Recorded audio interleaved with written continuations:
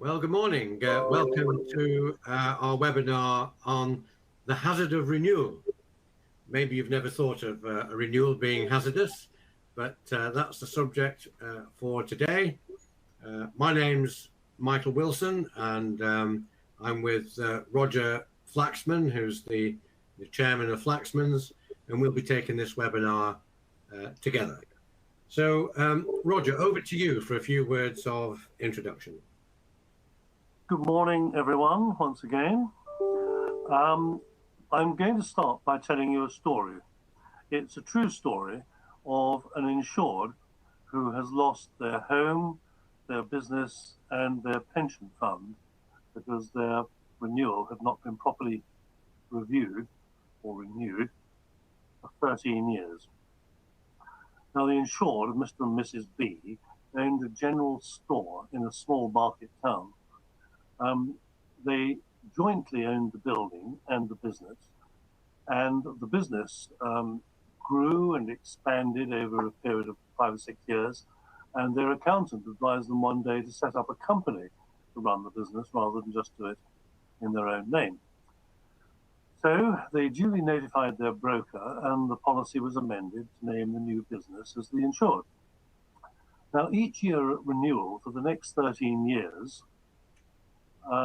the broker asked two questions. One, whether the sum insured on the buildings and contents was adequate, and two, if there were any changes to the business, and nothing else. In year 14, the business went into serious decline because a supermarket chain had set up across the road. And very soon, the business had to be put into administration. The administrator, as they do, cancelled the insurances. 2 months later, the premises burnt down due to a faulty electrical circuit. Now, the owners of the building were Mr. and Mrs. B. It was their pension fund. But the insurance didn't cover the owners as joint insured, and so, as the insurance had been cancelled, they had no insurance for the fire. The broker, it turned out, had not inquired of Mr. and Mrs. B about the ownership of the building, although when the broker first took it on, they knew that it was owned by Mr. and Mrs. B because they owned both the buildings and the business.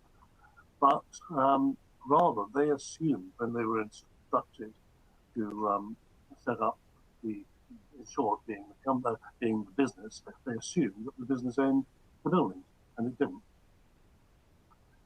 Now, this is one of hundreds, if not thousands, of policies that we believe are hiding a serious defect in cover, attributed largely to the modern, remote, and automated processes of renewal of insurances. It's abundantly clear to Mike and me from the testimonies, the witness statements that we see of policyholders, claimants, brokers, and the other witnesses. It's so clear to us that policyholders are not now getting enough guidance on what matters to underwriters and what constitutes adequate insurance that meets their demands and needs. That's despite all the things that we know the brokers and insurers are doing and setting out in the voluminous paperwork. It actually, in many cases, is not working. So the purpose of today's webinar is to highlight some of the key issues and let you decide if the industry needs to change its approach to the current renewal process. Mike, over to you to look at the learning objectives. Thank you, Roger.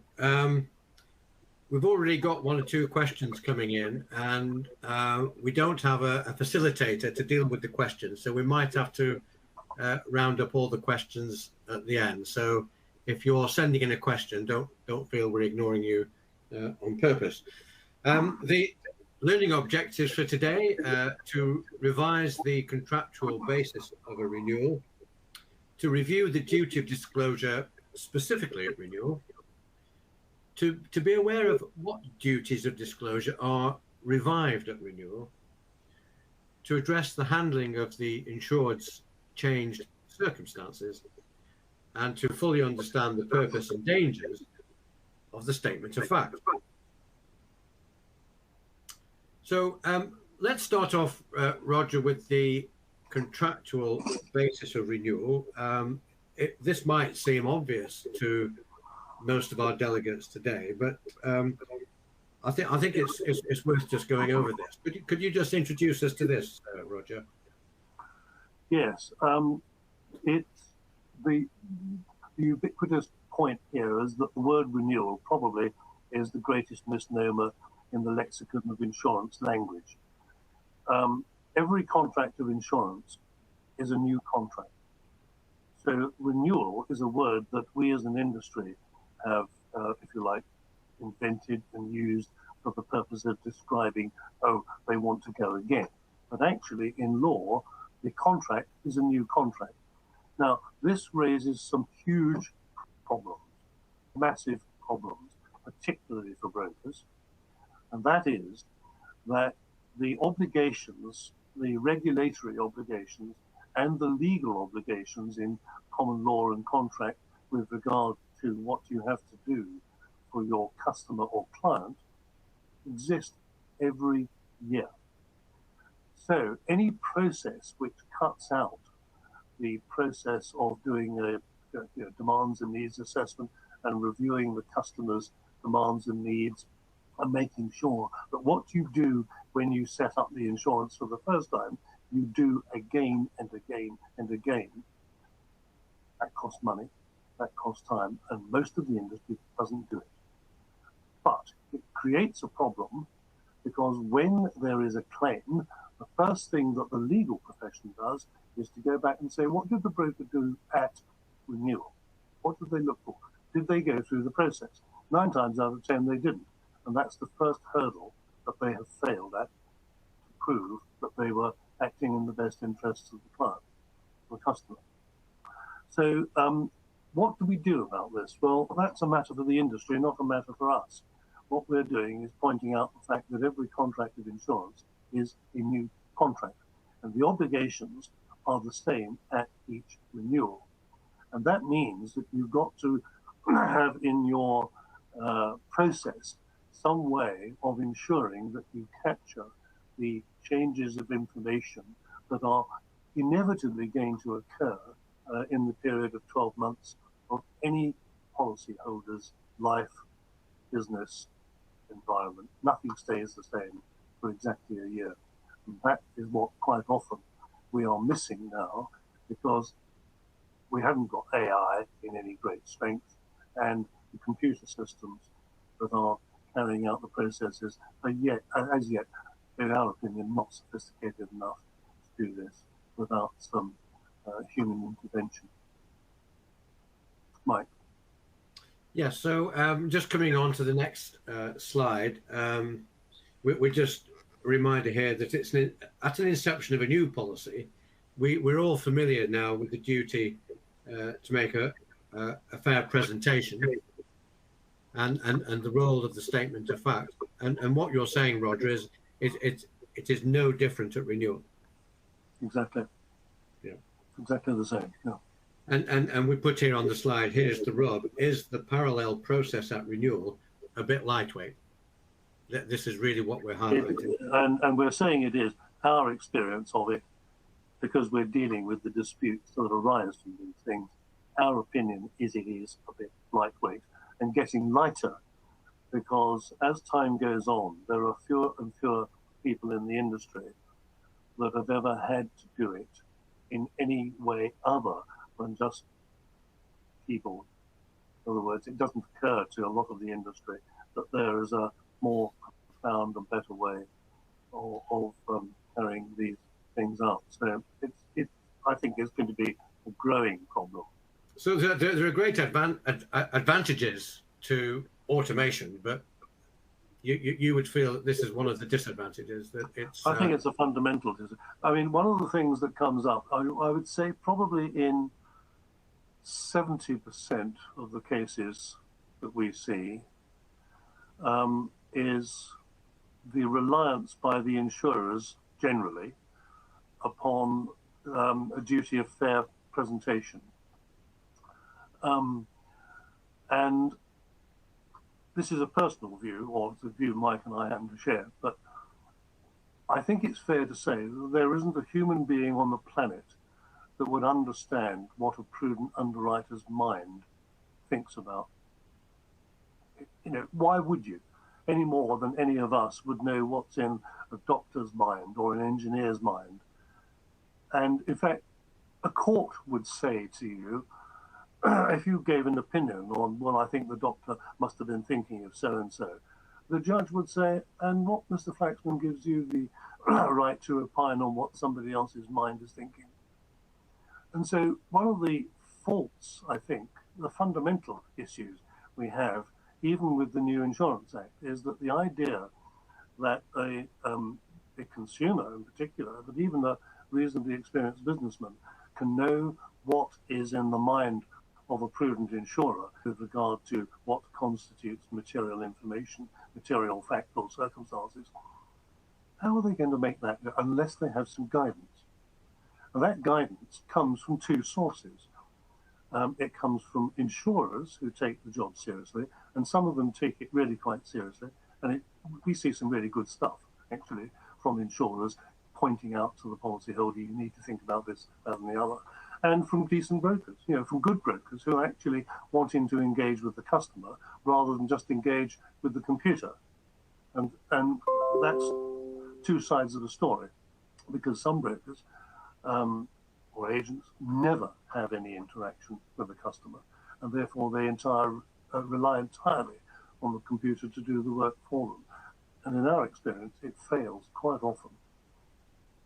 Well, Roger, let's look at an example. Here we go on the slide here. This is our first example. So this is year one in the insurance policy of a contractor. And EL and PL insurance is effected, in this case in May 2014. And here's the information that is shown on the statement of fact. The contractor has declared an expected annual turnover of 150,000 to 200,000. And there's a question, do you have any employees, including labor-only subcontractors? No. Do you use bona fide subcontractors? No. So that's fairly straightforward, fairly typical.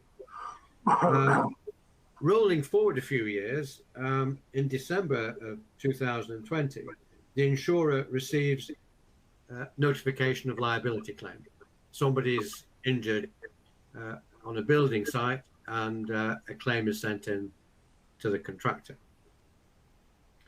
So this was in December 2020. So let's look at the statement of fact that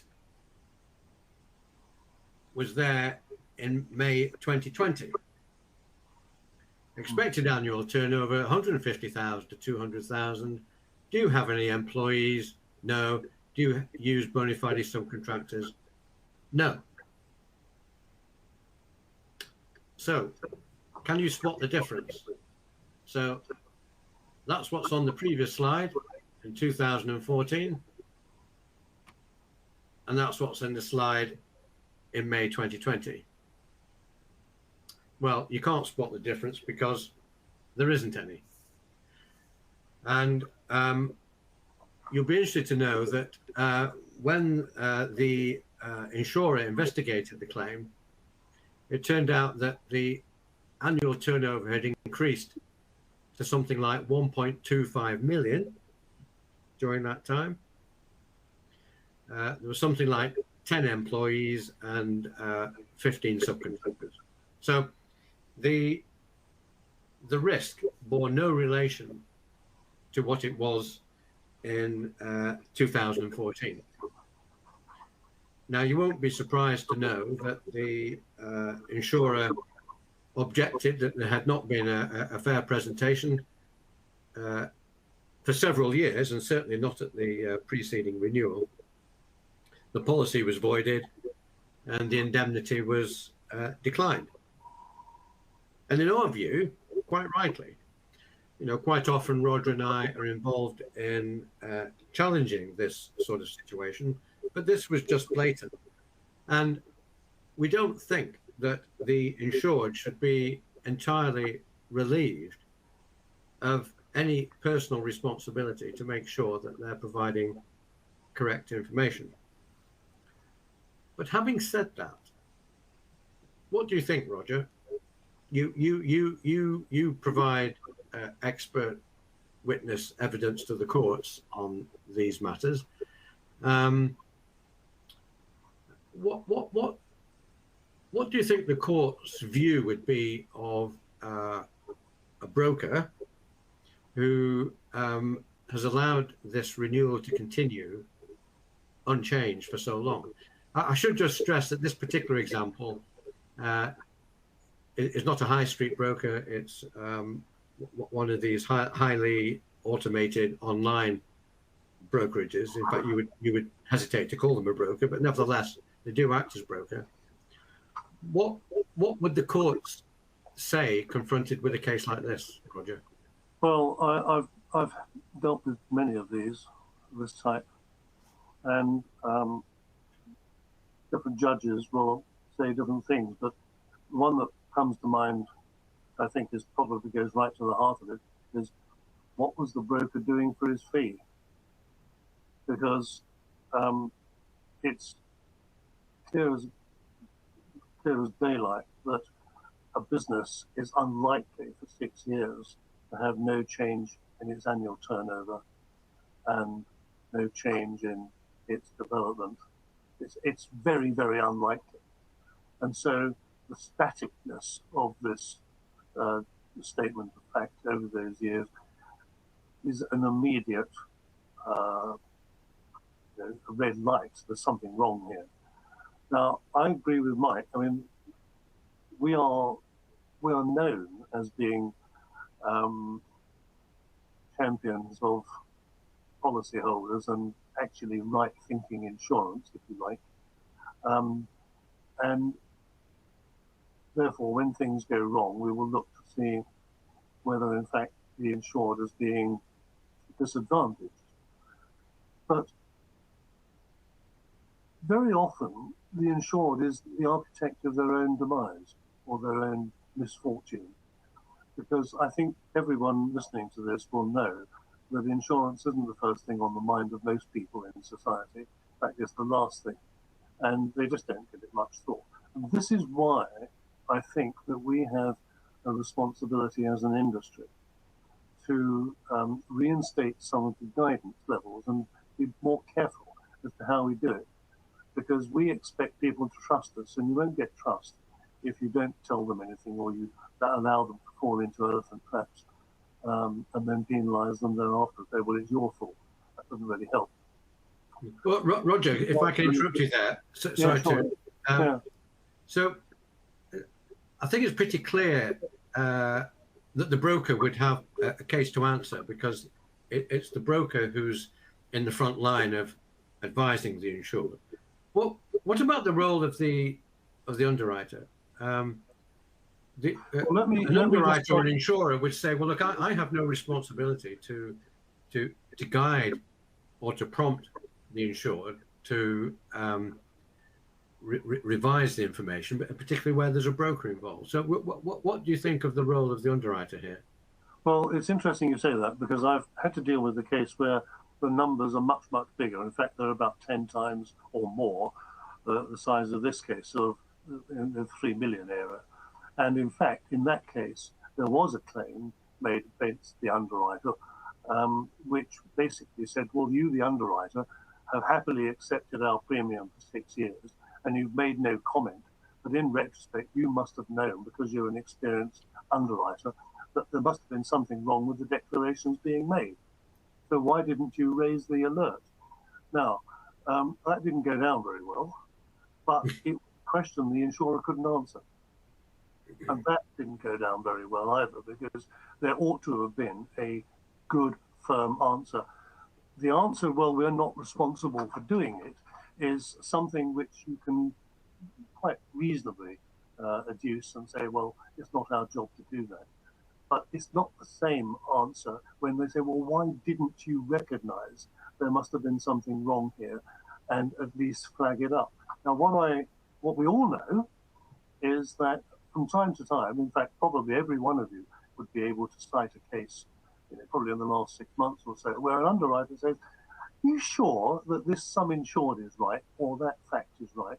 Because underwriters often do ask those questions. And they'll ask them of the broker and say, can you just go and check that? Because it doesn't look right for me. So we know that underwriters do it. So going back to Mike's question, what is the answer if the underwriter says it's not our job? Actually, if this went into court, I think the court would, even if they didn't hold the underwriter totally liable for the matter, I think they would deduce some responsibility to the underwriter to have flagged it up. Now, I'm saying that because I spend a lot of time doing this kind of stuff, and I think that's what is likely to happen. And certainly in the case with the one that's well over 3 million, where this issue is arisen, it's still in the litigation process, so I can't talk about it. But certainly, the question put to underwriters of why didn't you say something, we know already they don't know how to answer the question. And that is material. That's an important factor in itself. So it's something worth thinking about. Yeah. I think I would like to say also, Mike, there's statements of fact are proving to be an enormous problem for the industry because so often the facts are not absolutely right. And so this is another thing that adjudicators, judges are looking at and saying, well, actually, are these statements of fact really that accurate, or are they just make do rather than ask questions in a proposal form? These things are getting into the process and being questioned because quite often a statement of fact can be proved to have been at fault to the insured's detriment. So we do need to look again at how they're composed, how they're piled. Thank you, Roger. We need to move on to another example now. This is the case of the sandwich shop, and it's all to do with conditions and warranties. So this was this sandwich shop, which it wasn't just sandwiches. They had a griddle for a limited amount of cooking. And it was an insurance placed direct with the insurer, but the insurer had agents who arranged to review matters at renewal. So the risk had been with the same insurer for some years, and at the last renewal, there was a renewal review arranged, as they always did, and part of the review was to check the conditions and the warranties that existed on the policy. Because as you can imagine, with this sort of risk, inevitably there will be all sorts of different requirements, whether it's security or application of heat. Well, not application of heat, but use of heat and tidying up at the end of the day. So the schedule displayed 10 conditions and warranties, which the agent reviewed. The policy wording contained an additional 8 conditions and warranties, but not reviewed by the agent. And the review took 10 minutes over the phone. So you can understand, you could put yourself in the position of the insurer's agent who's doing the renewal. He will have printed off the revised schedule showing the conditions and warranties, and he would have quickly gone through them all, supposedly to make sure that the insured understood what it was all about. Subsequently, there was a fire claim, and it was suggested that the cause of the fire was a carelessly discarded cleaning cloth left overnight, and apparently this breached a warranty, which required the bagging up of all cleaning material at the end of the day to be removed from the premises. Now, there was an argument as to whether or not that was the cause of the fire, but that's not the point of this story. The point of the story is that the insured complained that he wasn't aware of that warranty, despite the review that had taken place. And what had happened is that the agent had very carefully, although only within 10 minutes, had carefully gone through the contents of the schedule, but had failed to address the fact that the policy itself, the booklet, contained 8 additional conditions and warranties. And of course, it was one of those warranties that was the warranty that the insurer was relying on in order to repudiate the claim. So I don't know what you think about that process, Roger, because that I would look at that review and say, well, it was a very quick review carried out in 10 minutes. Bearing in mind you're dealing with people who won't necessarily understand all the ins and outs of the different conditions and warranties, and then not to make any comment on the conditions and warranties that are in the policy, it doesn't really help direct the insured's mind to those bits that are particularly important. What do you think about that? Well, I think the first thing is you're right in what you say, but we've got to be pragmatic about this in the context of the price of the insurance, the processes that we're constrained to operate in order to place insurance and renew it. And I think what we're really saying here is that the complexity of insurance is increasing exponentially with time, and we're giving less and less time to actually explaining that complexity. Now, one of the things that comes up quite often in the evidence aspect, when you're unbundling these things in a dispute, one of the things we'll say, well, okay, let's look at these clauses that are being relied upon by the insurer. Where were they? What were they intending to say? Who made it clear to the policyholder what they were intending to do and how they were intending to do it? And the answer is actually very often, well, that's the insured's job. You know, we give them the policy, they can read it. If they don't understand it, they can ask us. Now, a lot of people are saying that's not good enough, but it is the way the industry has developed. That's what we're doing. We're saying we don't need to actually spend time on these things because the insured can do it for themselves. What we know is that very often, even so-called sophisticated insurers are not that sophisticated at all. And most of what's in the policy, they don't understand. And I would say that, I may save this for later, but I'll say it now anyway, that probably 95% of people never open their policy document until they have a claim. Well, it's interesting you should say that, Roger. I'd like to come on to that a little bit later, if I may, because I think that's a very important point. But can I just make an observation? That, yeah. I read a lot of policies and I read a lot of schedules. And at one time, you get used to reading and finding a way around a policy. And the schedule would normally be 2 or 3 pages at most. Yeah. But it's become fashionable for more and more of the guts of the policy to be shown on the schedule instead of in the policy. And maybe that's because insurers are sometimes reluctant to reissue the policy document. So you get a very untidy situation where you've got the basic policy itself, and then I've seen schedules that have been 20 pages long.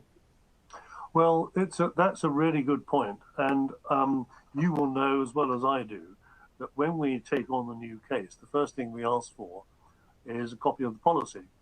And would you say, what, 8 times out of 10 they send us a schedule and they've no idea what the policy looks like? Yes, that's right. We just never see it. They just don't. A lot of people say, oh, I've never seen a policy, or I haven't got a policy. Now, the problem, and even we find this sometimes, and we know what we're looking at, sometimes schedules are so lengthy and complicated, you're thinking, actually, is this a policy, or is it a schedule, or is it a bit of both? And that's all because every insurer has a different way of saying, well, let's make this clearer, or let's do it this way for this reason or that reason. And it would be lovely to see some kind of standardization in the industry of the way that these complex documents are set out. It wouldn't be rocket science to do it. You might say, well, it would be against competition law. I'm sure somebody would say that. But actually, it would help enormously to have a regular way of setting out these documents. And probably the most important thing, actually, to put right at the front of the thing is, here are the things that you must do or must not do with regard to this policy, and that includes what to do when you're making a claim, what you must do and what you mustn't do during the period of the insurance, and then all the other stuff can be wrapped around underneath it. But put out the important things first. And just to add to this, what we also find when we're talking to policyholders, we say, well, what did you understand about your insurance? Well, very little, because it's so complex. So when people say, well, what you've got to tell us whether your policy is adequate. What's the benchmark for adequate? I mean, anybody listening to this will probably say, well, it's going to be these things, but your customers don't know that. And if you just put it in a in a email or a written document, please tell us if your policy doesn't meet your needs. How are they going to know if it doesn't meet their needs? Because they don't know what they're looking for. They wouldn't know what's missing. And this is the basis of successful claims against brokers, because it's quite clear to the court that the policyholder was not advised, although the broker said, but it's all in writing. And that's a problem. I'm not giving an opinion one way or another whether there is a better way of doing it, but that is the problem, that they still don't get it, even although the voluminous amount of information is put in writing. And you're told you've got to go and look at it and tell us what's right and what's wrong. So well, I've just popped another slide up there, which relates to a consumer policy renewal, and I've repeated here. I've repeated here what is probably a fairly typical broker's renewal letter. This is just an extract from it. And it says, for details of the present cover provided in your policy are contained in the renewal documents. And then in bold, it says, these should be carefully checked to ensure the cover is sufficient for your needs and the policy satisfies your current requirements. Now, here's a broker doing his best to draw his client's attention to the need to make sure that the insurance satisfies his demands and needs, but you could say it's a little bit passive. It's not really directing his mind to anything in particular. And the letter goes on to say it's your responsibility to provide complete and accurate information. It's important that all statements you make on proposal forms, claim forms, and other documents are full and accurate, which is absolutely true. Yeah. Nothing wrong with saying that. And then it finishes off with this. It says, there's a section in the letter saying significant changes to your existing policy. But then it puts in brackets, please refer to the attached renewal documents regarding any changes. Now, in fact, I'm going to connect it to the next slide as well.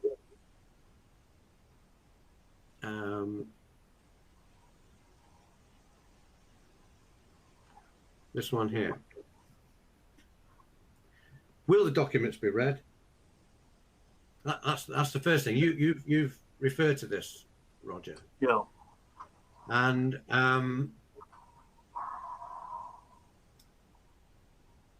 not too sure what we can do about this, because I would say that it was difficult enough when the practice was to issue renewal documents in the post, and the policyholder would at least take it out of the envelope, flip through the paperwork, and at least have an opportunity to spot anything that was important.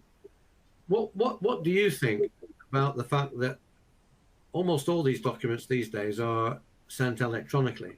Do you think that's helping? Because it's very efficient and it's easy to access. Is this helping the policyholder to properly engage with the importance of what the renewal is all about? Well, let's start from the position that, forget insurance policies for the moment. There's a huge amount of stuff that we have to tick as agreed, accepted, or such like, acknowledged when we're dealing on the internet generally. There's hundreds of things where we have to say, please confirm you've read the terms and conditions. Of course, nobody does. And I haven't seen any litigation on these things yet, but I'm sure it'll happen one day. But the fact is that we are in a society now where everybody wants to cover their back by saying, please confirm you've read the document. So everything's sent out electronically. And most people are busy and they think, oh, insurance policies. Now, a lot of people won't open them. A lot of people will open them and file them, but never read them. That's life. That's just the way we operate. Now, you could argue that that's not good enough, and we should have the feeling of responsibility towards ourselves to say, well, I better read my insurance policy. But we all know that unless you're in insurance, sometimes even if you are in insurance, you read the policy and think, oh, what's that telling me? And what do I do now I've read it? This is the point. It's one thing reading it, but the only time you really know the insurance policy is missing something is when you go to make a claim and find it's not there. And even with experienced people, that would be actually probably the benchmark. So this is a really big problem. But what I can tell you is that in litigation and stuff that we have to do, the excuse given, well, we gave the documents to the customer to read and he didn't, doesn't go down very well at all. It's not good enough. It is not a complete defense by a long, long way. Because if the broker isn't doing something for the money that they're charging, the court will say, well, you failed for the first hurdle. What have you done to help your client in this situation? Now, I'm not suggesting we go back to the old days of everybody has to sit for hours and hours across the table with a cup of tea and go through the time, because that's not going to happen. But we've got to find something better, I think, than what we have at the moment, because this isn't really working. And as Roger, one of our delegates, Graham, is asking us what we think about having a system of signature renewal to make sure that the insured is engaged in the process. In fact, it's on our slide there, the possibility of electronic signatures and other devices. I've come across this, in real life, and the view is, well, you say it's like going and buying something online. I'm ticking to accept, I acknowledge the terms and conditions. So what? So even if we had a signature to say I've opened this and I've read it, most people won't have read it. And the point is, what are you going to do thereafter? Are you going to say, well, you signed this and therefore you're out? No, that won't happen. That will not happen. Even if people sign it, they'll come up with hundreds of defenses. Oh, well, I signed it under duress, or I signed it because I couldn't actually get at it until I'd signed it. And I couldn't read it to decide whether I wanted to sign it until I'd signed it. So I don't think it's a nice idea, but I've tested that with various legal luminaries, and they all say, well, this is really a test for all of us, isn't it, Roger? We need to find a solution, because if as an industry we know that a high percentage of the documents that are produced are never even opened, let alone read, are we just going to say, well, as you said before, well, that's life? Or do we find a way to improve it? And I'm just going to leave that question hanging, because I don't think we've got the time to discuss the various remedies. It is a danger. It deserves one observation rather than answer. In insurance, there are a few things that are fundamentally important for the insured to know. And I highlighted them briefly just now, which is, this is what you told us. These are the things you must do during the policy period. These are the things you mustn't do during the policy period. And these are the things you must tell us about in the event of a claim. This is how you do it. They are the most important things. And very rarely is that encapsulated in something which somebody can read in less than 10 minutes. That, I think, is a kind of start. Take out the important things and poke them right up the front. No one's going to read a policy document, not nowadays. People have given up reading documents. You can't do it in lightning speed, then it won't get done. So we've got to go with the flow with modern technology and the way particularly younger people are engaging, which is they want immediacy. They want to see it almost in pictures. This is what I've got to do. I try these things out on my daughters. They're in their 40s now, and they can be pretty argumentative, just like their old man. But they can be argumentative about these things. And I having a discussion with one of my daughters only the other day, because she's got she owns a property with 2 flats in it, and there's some cracks in there. And I said to her, well, what does your insurance policy say? And she said, Dad, I don't know. I've looked at it 3 times. I just don't understand it. Now, and I've looked at it since, and you know what? It actually is quite difficult to understand. Just the way it's written. Sorry, Roger. So cutting across you again there. One of our delegates. One of our delegates is asking the question: is it a case of information overload? I mean, we're saying that the information is important, and you've already given a hint as to how we might be able to home in on some of the more important aspects. But there is just so much information sent out. In fact, it reminds me, 2 or 3 years ago, I went to Doncaster when they had the terrible floods, and we did some open surgeries in a village hall, and people came in, and I must say the people of Doncaster were really stoic through some very difficult circumstances. And I'll never forget this widow who came to me, and she was really coping well with her claim, even though the people who were supposed to be sorting it out were taking a long time. But then she said to me, she says, well, while I'm here, could you have a look at my renewal that's just come? And so here's a case where it came in the post, but it was sent by her intermediary, who was one of these intermediaries who was specialized in dealing with older clients. And she just didn't have a clue how to understand it, because it was a big A4 envelope and it was stuffed full of paper, and she was just totally at sea. And I thought, these people are just not communicating. Let me just add this, Mike, because I think this goes to the heart of insurance. Fundamentally, insurance contracts are hugely complex, almost by definition. One of the ways of overcoming some of the things we've discussed this morning is the good faith of the insurers in paying claims. Because these issues only become really important issues when there's a dispute.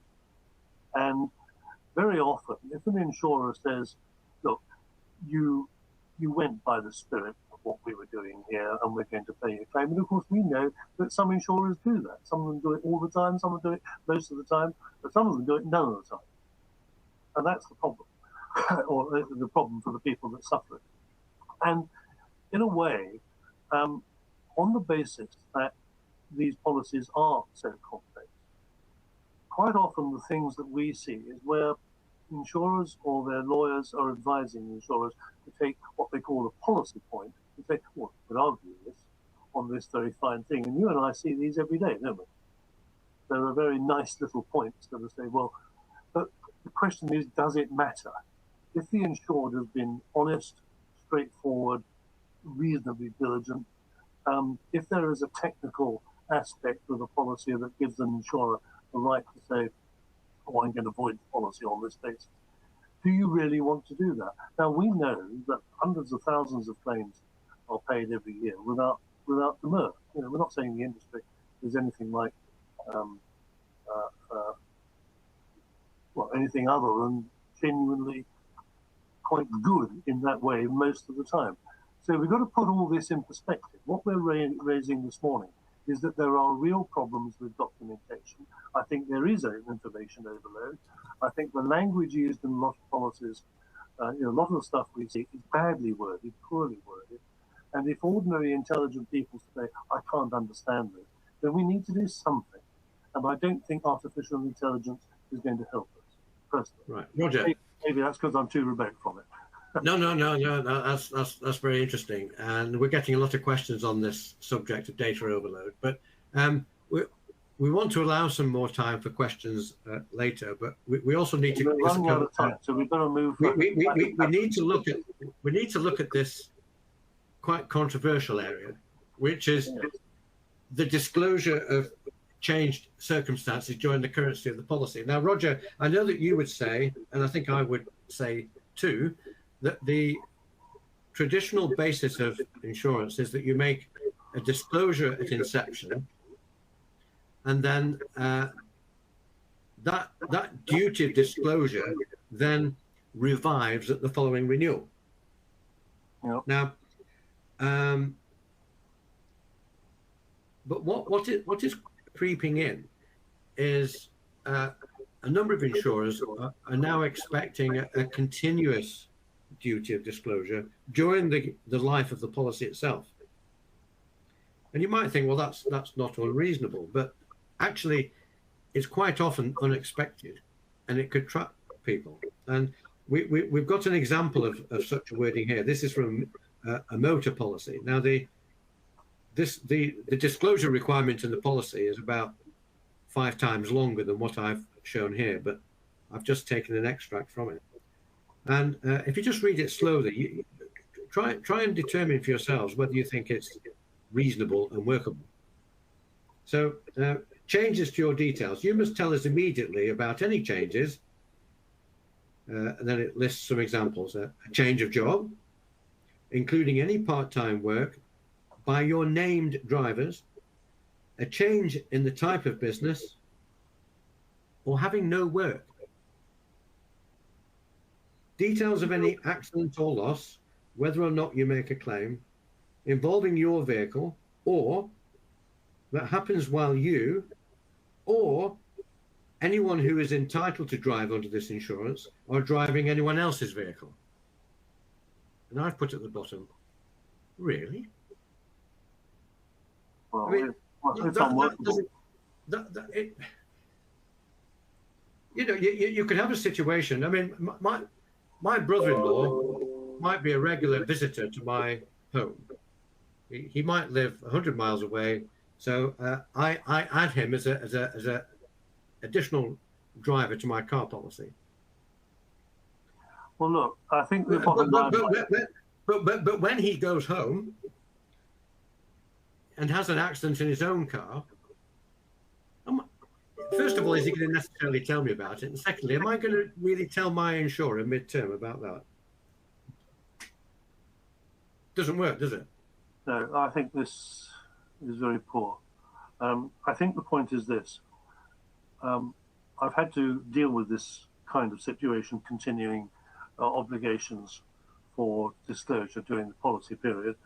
And my opinion is very simply this, that underwriters are experienced acceptors of risk.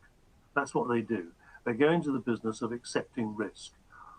And there's a very good basis now of requiring disclosure of material facts, i.e. fair presentation of the risk, upon which an underwriter can make the decision, based upon what you tell me, I'm prepared to insure you for a year.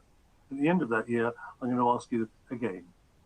Now, they price into the risk, by definition, the things that might change in that risk in that 12-month period.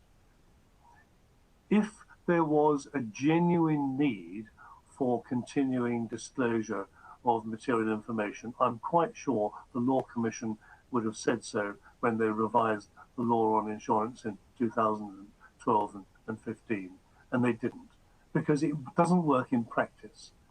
And having seen this kind of situation in several cases over the last 20 years, I'm reasonably confident that it should be very, very strongly resisted. Now, it would be very interesting to know how many insurance brokers in particular are aware of this kind of clause in a policy. And what I can tell you is that, because I've come across it several times in litigation that I've been involved with, I can tell you that it's surprised a lot of insurance brokers when they've found it in their policyholders' policy document because they didn't know it was there. And that is a problem for them because they ought to have known it was there. Because if ever there's an onerous condition, surely that is one of the most onerous to put in the policy. And quite often they're tucked away so that they're not easily seen, but they're brought out, by the claims contingent at the last minute and say, oh, you didn't tell us so and so. And you and I know that that's happening, particularly in regard to financial aspects of businesses and directorships and things, quite a lot at the moment. So I think that we've got to say on that, it's something that the industry has got to decide for itself what it wants to do. But I don't think that the legal fraternity are going to give it much support. Yeah. Okay. Well, I think that's a trend to watch. And I would say to every delegate, when you get home, read your home buildings and contents policies and read your motor policies and see if you're required to make these midterm yeah, I think it would be very disclosures. And I think a lot of you will be surprised. It doesn't apply just in motor insurance, of course. It goes into other insurances as well. Well, yes, but Mike, there's over 50 questions here, and we've only got 10 minutes. So yes, that's right. So, it's said that familiarity breeds contempt, but in insurance, familiarity breeds litigation. Yeah, it does. Yeah, that's just a comment from us. So, in fact, taking the last point that we were discussing. So I just trying to find the right question here. Just bear with me. These issues transcend. This is from Timothy. These issues transcend so many different areas of our society and economy: mortgages, insurance, utilities, income tax, benefits. It creates an adversarial and contentious environment, which is bad for productivity, and so it goes on. And I think you would probably agree with that, wouldn't you, Roger? Yeah. There's a question here from Keely. It says, is the ongoing duty to disclose updated matters connected to the requirements under the Insurance Act? No.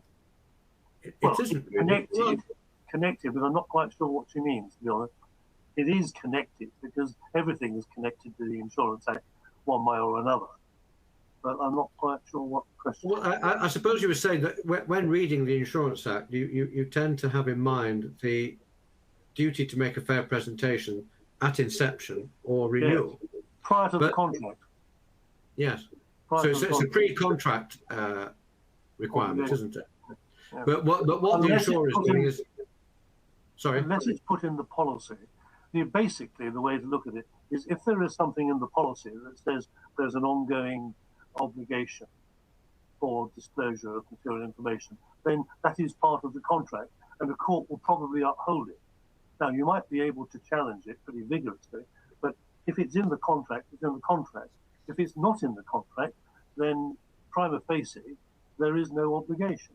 Now, I've got to say that lawyers differ on this opinion, and I've been, on the receiving end of both.